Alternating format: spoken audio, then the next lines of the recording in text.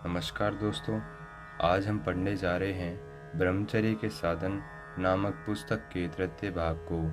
इस पुस्तक के लेखक स्वामी ओमानंद सरस्वती जी तथा प्रकाशक हरियाणा साहित्य संस्थान रोहतक है, जिसमें आज हम जानेंगे कुछ आवश्यक बातों के बारे में। तो चलिए आरंभ करते हैं।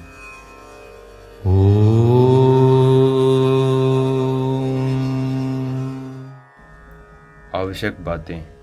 पहली आवश्यक बात, भोजन सदैव ताज़ा और ठंडा करके खाएं। उष्ण अर्थात गर्म भोजन के चबाने से दांतों की जड़ें निर्मल हो जाती हैं। दूसरी आवश्यक बात, इसी प्रकार बर्फ़ मिला हुआ ठंडा पानी दांतों की जड़ों को निर्बल करता है। तीसरी आवश्यक बात, गर्म वस्तु खा पीकर ऊपर से ठंडा या बर्फ़ का पानी पीना समस्त दांतों के रोगों की उत्पत्ति का कारण बनता है। चौथी आवश्यक बात, सदैव कोमल, मीठे और चरपरे खाने वाले के दांतों में भी अनेक रोग हो जाते हैं। भुने हुए जौ, मक्का आदि चबाना खाते रहने से दांतों की शक्ति बनी रहती है, क्योंकि इससे दांतों का व्यायाम होता है। पांचवी आवश्यक बात, भोजन सदैव चबा चबा कर खाना चाहिए। इससे भोजन भी शीघ्र पचता है और दांतों का व्यायाम होने से दांत स्वस्थ और सुदृढ़ रहते हैं। परमात्मा ने दांत इसी प्रयोजन के लिए तो दिए हैं। जो दांतों का काम नहीं लेते उनके दांत और आँख दोनों ही खराब हो जाते हैं और स्वास्थ्य बिगड़ने का मुख्य कारण यही रहता है। छठी आवश्यक बात, जिनके दांत लंबे होते हैं प्राय उनके दांतों पर तथा दांतों की जड़ों में एक प्रकार का मेल, सफ़ेद पपड़ी सी जम जाया करती है। 2-4 मास अर्थात 2-4 महीनों में स्वयं दर्पण में देखकर चाकू की नोक से अथवा सुई आदि से धीरे धीरे कुरेद कर मेल निकाल डालना चाहिए, अथवा यह कार्य किसी वैद्य या डॉक्टर के पास योग्य मित्र द्वारा भी करवाया जा सकता है।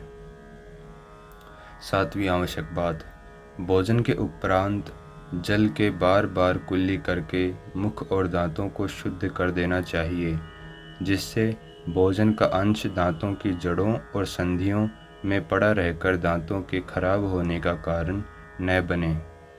आठवीं आवश्यक बात, भोजन के पीछे तत्काल ही चढ़े हुए ज्वर में शीतपित्त यानी छपाकी होने का दातुन नहीं करना चाहिए। नवीं आवश्यक बात, खटाई, मिठाई तथा साथ मिलाकर खाने अथवा अधिक खाने से भी दांत खराब हो जाते हैं। 10वीं आवश्यक बात, दांतों को रोगी अर्थात दूषित करने में मीठे विष का कार्य बनता है। मीठा अधिक खाने से खाने वाले के दांत सदैव दूषित और रोगी रहते हैं और शीघ्र ही टूट जाते हैं। ऐसे ही लोगों के दांतों में असहनीय पीड़ा रह सकती है, जो उनको क्या उनके पड़ोसियों को भी सुख नहीं देने वाली। 11वीं आवश्यक बात, चाय स्वास्थ्य तथा दांतों के लिए अत्यंत हानिकारक है। चाय पीने वाले इसे खूब गर्म पीते हैं। कुछ लोग तो इतनी गर्म पीते हैं, यदि उनको कोई साधारण मनुष्य पिए तो उसका मुख, जीवा, कलेजा आदि सब जल जाए। इसलिए प्रथम तो चाय ही हानिकारक है और दूसरे इसे गर्म पीना, करेला और नीम चढ़ा वाली बात इससे सिद्ध होती है। यह दांतों का सर्वनाश कर डालती है। चाय और मांस के सेवन के कारण प्राय यूरोपियन लोगों के पायोरिया का बड़ा प्रेम करता है, इसलिए उन्हें युवावस्था में ही दांतों से हाथ धोना पड़ता है और अप्राकृतिक अर्थात नकली दांत ही उनके मुख की शोभा बढ़ाते हैं। चाय और मांस के भक्त भारतीयों को भी ऐसा ही दुर्दशा होती है। 12वीं आवश्यक बात, इसी प्रकार तंबाकू, बीड़ी, सिगरेट आदि का सेवन भी दांतों के लिए अत्यंत घातक है। तंबाकू का खाना पीना दोनों ही दांतों के लिए हानि देता है। ब्रह्मचारी क्या सभी विचारशील मनुष्यों को इन विषैले पदार्थों से सदैव दूर रहना चाहिए?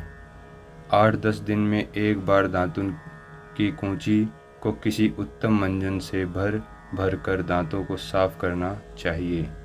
दंत मंजन न मिले तो हल्दी और नमक दोनों रमसम में बारीक पीसकर इससे दांतों को शुद्ध करना चाहिए।